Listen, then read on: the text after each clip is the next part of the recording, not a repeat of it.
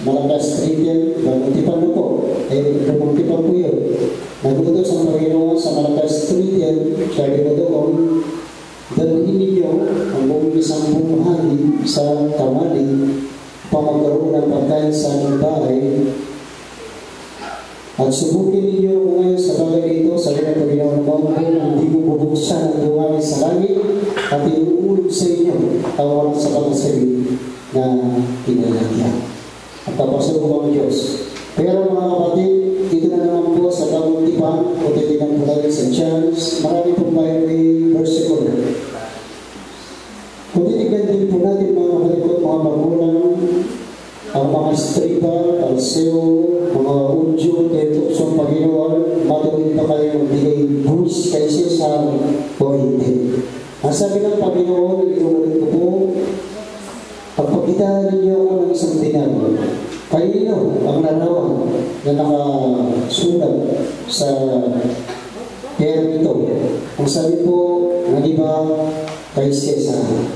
Kasi si Cesar, siguro, presidente na po. Kaya, ang sabi ng Panginoon, ibigay ninyo ang para kay Cesar at ibigay ninyo ang para sa Panginoon.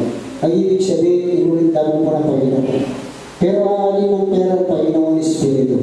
Kaya pinadadala po sa bahay ng Panginoon, sa iglesia ng Panginoon, upang ito po ay magamit sa distri ng Panginoon. Amen? Marami pong pagkakamitan. Ito po mga kapatid, kung gusto niyo magtanong po kayo, hindi kayo may maiyak. Sasagutin po namin kayo. Amen? Kung yung inyong binibigay kung saan po ito napupunta. Amen? Napupunta ba sa tama o sa ano naman po, yung mga inyong may binibigay. Mga kapatid ko, mga magulang, dito po, wala pong personal, kundi ito po trabaho lamang, kami pinangangarap po namin sa inyo. Kasi kapag hindi po namin pinangaral, sabi ng Bible, maliit naman yung mautusan o malaki, pinangailangan magsulat sa Bible, hindi po natin bali-walain. Amen? Ito man po mga kapatid ko, mga magulang, ito pa rin man ninyo o hindi, sa inyo na po yun. Amen? Amen po ba? Amen.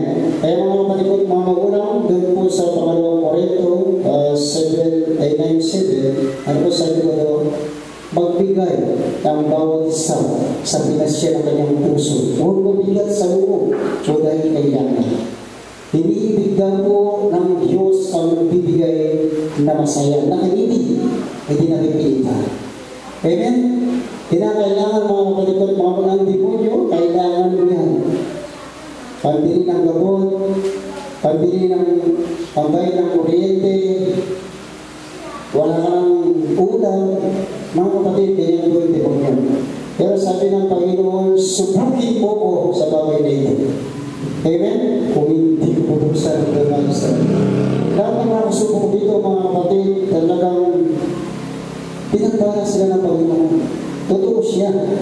Kung hindi po totoo, Panginoon ang nagsabi. Amen? Totoo.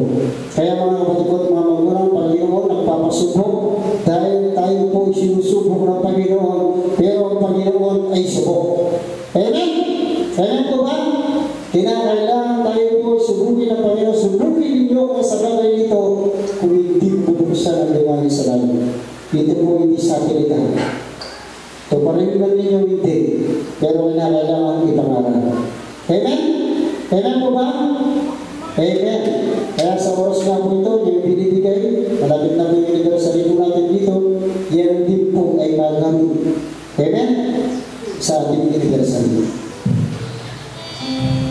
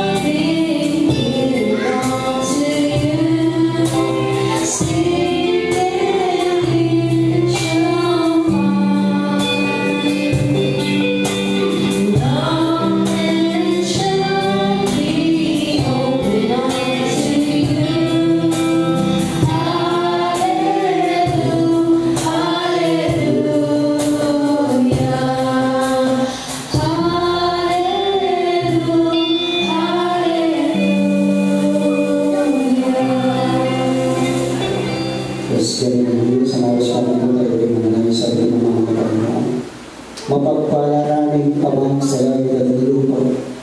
Na ikaw, Panginoon, ang nagtuturo lahat ng mga bagay, Panginoon, paglarupunan na iyong kalooban at ng Diyos sa damong pagtulong, sa damong ipagtutulong, Panginoon ng Diyos.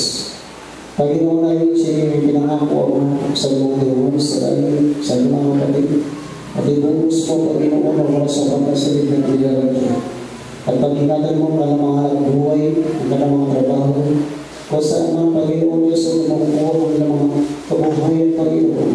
Maging ang mga pananim, Panginoon Diyos, sa waibong mananaman na hindi palalagasan sa panahon ng hindi pagkaan. Panginoon Diyos, maging ang bawat pisikal, Panginoon, ng mga hindi mo ito ng pagsugal, Panginoon, o pang pisikal ito, Panginoon Diyos, may paglikod sa ito ng Diyos.